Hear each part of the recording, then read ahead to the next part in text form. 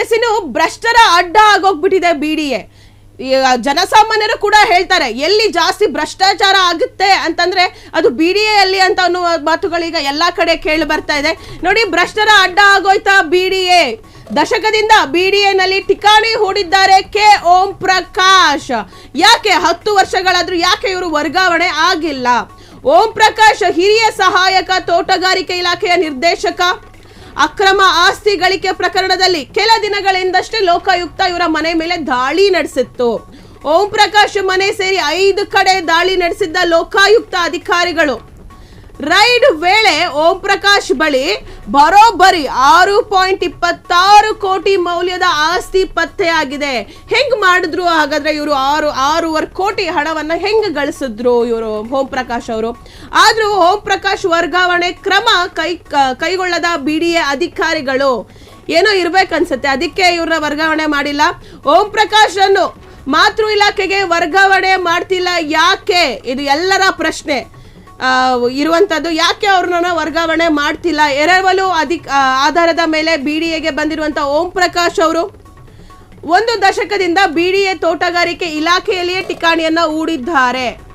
ಹಾಗೆ ತೋಟಗಾರಿಕೆ ಹಿರಿಯ ಅಧಿಕಾರಿಯಾಗಿರುವಂತಹ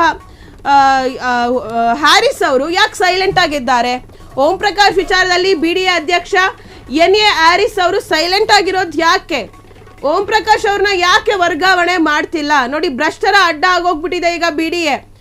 ನಾವೆಲ್ಲ ಜನಸಾಮಾನ್ಯರೇ ಹೇಳ್ತಾರೆ, ಎಲ್ಲಿ ಭ್ರಷ್ಟಾಚಾರ ಜಾಸ್ತಿ ನಡೆಯೋದು, ದುಡ್ಡು ಕೊಟ್ರೆ ಎಲ್ಲಿ ಕೆಲಸ ಆಗುತ್ತೆ ಅಂತಂದ್ರೆ BDA ಇಲ್ವಾ, BDA ಹಂಗಾಗುತ್ತೆ, BDA ಹಿಂಗಾಗುತ್ತೆ, ಜನಸಾಮಾನ್ಯರೇ ಹೇಳುವಂಥದ್ದು. ಸೊ ಅಷ್ಟರ ಮಟ್ಟಿಗೆ BDA ಈಗ ಎಲ್ಲ ಕಡೆ ವೈರಲ್ ಆಗಿದೆ, ದೊಡ್ಡ ಮಟ್ಟದಲ್ಲಿ ಸದ್ದನ್ನ ಮಾಡ್ತಿದೆ. ಅದು ಬೇರೆ ತರ ಅಲ್ಲ, ಭ್ರಷ್ಟಾಚಾರದ ವಿಷಯದಲ್ಲಿ ಸದ್ದನ್ನ ಮಾಡ್ತಿರುವಂಥದ್ದು.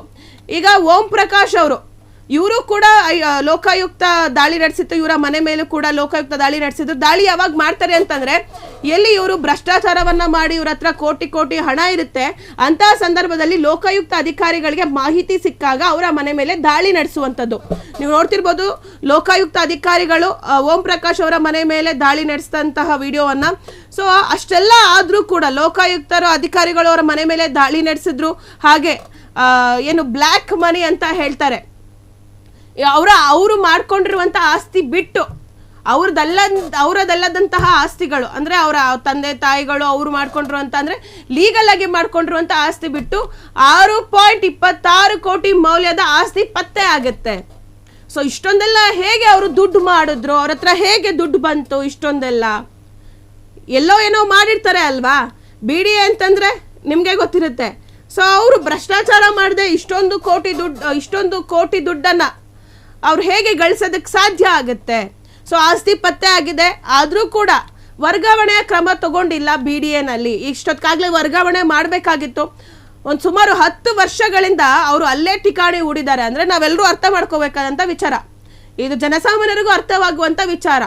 ಏನಿರ್ಬೋದು, ಯಾಕಿರ್ಬೋದು 10 ವರ್ಷಗಳಿಂದ ಅಲ್ಲೇ ಇದ್ದಾರೆ ಅಂತಂದ್ರೆ ಅಂದ್ರೆ ಇಲಾಖೆಯಲ್ಲಿ ಅಲ್ಲಿರುವಂತ ಅಧಿಕಾರಿಗಳಿಗೂ ಅವ್ರಿಗೂ ಒಂದೊಳ್ಳೆ ಬಾಂಧವ್ಯ ಇರಬಹುದು ಅಂತ ಹೇಳಿ ಜನಸಾಮಾನ್ಯರು ಅನ್ಕೋತಾರೆ. ಇಲ್ಲ ಅಂತಂದ್ರೆ ಇಷ್ಟೊತ್ತಾಗ್ಲೇ ವರ್ಗಾವಣೆ ಮಾಡ್ತಿದ್ರು. ಹಾಗಾದ್ರೆ ಅವರ ಪರವಾಗಿ ಯಾಕೆ ನಿಂತ್ಕೋತಿದ್ರು BDA ಅಧಿಕಾರಿಗಳು? ಅವರನ್ನ ವರ್ಗಾವಣೆ ಮಾಡದೆ ಮಾತೃ ಇಲಾಖೆಗೆ ವರ್ಗಾವಣೆ ಮಾಡಬಹುದಿತ್ತಲ್ಲ, ಯಾಕೆ ಮಾಡ್ತಿಲ್ಲ ಓಂ ಪ್ರಕಾಶ್ ಅವ್ರನ್ನ? ಇವರು ಎರವಲು ಆಧಾರದ ಮೇಲೆ BDAಗೆ ಬಂದಿರುವಂತವ್ರು. ಸೊ ಅವರನ್ನ ವರ್ಗಾವಣೆ ಮಾಡಬೇಕು, ಆದ್ರೂ ವರ್ಗಾವಣೆ ಆಗ್ತಿಲ್ಲ. ಯಾಕಂದ್ರೆ ಇಲ್ಲಿ ಚೆನ್ನಾಗಿ ದುಡ್ಡು ಮಾಡ್ಬೋದು, ಬೇರೆ ಕಡೆ ದುಡ್ಡು ಮಾಡಕ್ ಆಗಲ್ಲ ಅಂತಾನೆ ಅವ್ರು ಇಲ್ಲೇ ಠಿಕಾಣಿ ಹೂಡಿರುವಂಥದ್ದು.